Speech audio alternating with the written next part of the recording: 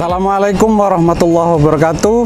Salam sejahtera bagi guru, kepala sekolah, dan praktisi pendidikan di seluruh Indonesia. Semoga sehat semuanya. Perkenalkan, saya Edi Purwanto, Kepala SMP Negeri 1 Sukodono, Kabupaten Lumajang, Jawa Timur, yang termasuk salah satu sekolah penggerak angkatan pertama. Jumlah siswa di sekolah saya 857 siswa yang terdiri dari 27 rombel. Bukan berarti jumlah siswa yang banyak terus otomatis menjadi sekolah penggerak.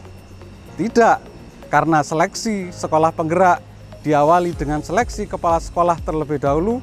Jika kepala sekolah sudah lolos seleksi, baru sekolah tersebut ditunjuk sebagai sekolah penggerak. Di awal pendaftaran sekolah penggerak ini, banyak yang belum tahu seperti apa sekolah penggerak. Bahkan sesama kepala sekolah SMP di Kabupaten Lumajang sempat terlontar guyonan. Buat apa sih mendaftar sekolah penggerak kalau ujung-ujungnya sama saja? Bahkan teman-teman yang usianya sudah tidak memenuhi syarat justru tampak bahagia karena sudah tidak lolos. Awalnya saya juga berpendapat sama seperti teman-teman. Setelah mendapat informasi dari beberapa sumber bahwa tujuan sekolah penggerak adalah membentuk profil pelajar Pancasila, saya mulai tertarik karena selama ini karakter Pancasila inilah yang mulai hilang dari para peserta didik kita. Saya lebih bersemangat setelah lolos seleksi tahap 1 dengan menulis IC pengalaman baik yang sudah dilakukan. Saya merasa kesulitan mengerjakan TPS di seleksi tahap 2. Wah, saya sudah tidak lolos nih, itu menurut pendapat saya. Begitu pengumuman, ternyata lolos. Terus semangat dan mempersiapkan diri seleksi tahap akhir yang berupa simulasi mengajar dan wawancara.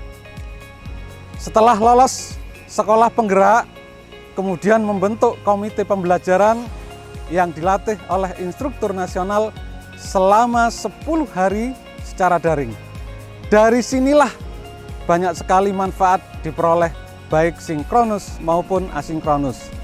Sinkronus dilaksanakan meeting langsung dengan instruktur, sedangkan asinkronus berupa belajar mandiri, tugas-tugas mandiri yang dipandu melalui LMS dengan mengunggah ke SIM PKB masing-masing. Ada juga tugas kelompok yang harus dikerjakan setiap hari dalam satu kelompok. Karena tidak satu wilayah, sehingga diskusi kelompok menggunakan daring. Dari sinilah ada kolaborasi dan saling membantu menyelesaikan tugas-tugas yang menjadi tanggung jawab peserta pelatihan. Perlu kerja keras dan komitmen untuk menyelesaikan itu semua. Setelah kegiatan tersebut, komite pembelajaran menjadi fasilitator dalam pelaksanaan IHT selama 8 hari di SMP Negeri 1 Sukodono yang dilaksanakan secara luring di awal Juli sebelum masuk tahun pelajaran baru.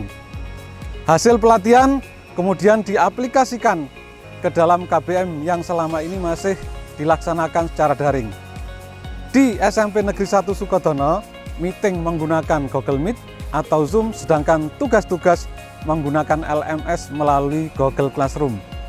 Guru lebih bersemangat mencari referensi bahan ajar yang menarik bagi siswa, terutama yang berupa video pembelajaran, karena siswa zaman sekarang lebih tertarik dengan bahan ajar yang berupa audiovisual.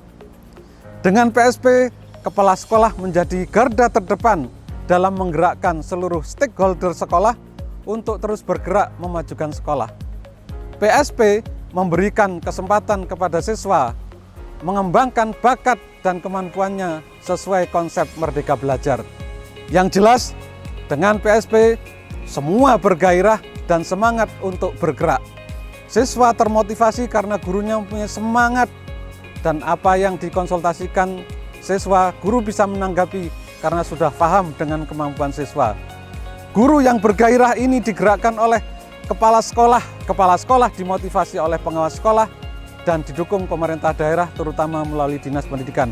Ayo teman-teman semua segera mendaftar sekolah penggerak angkatan 2 agar semangat dan gairah angkatan 1 bisa menular demi kemajuan pendidikan di Indonesia. maju bergerak bersama-sama membangun Indonesia. Salam sekolah penggerak. Wassalamualaikum warahmatullahi wabarakatuh.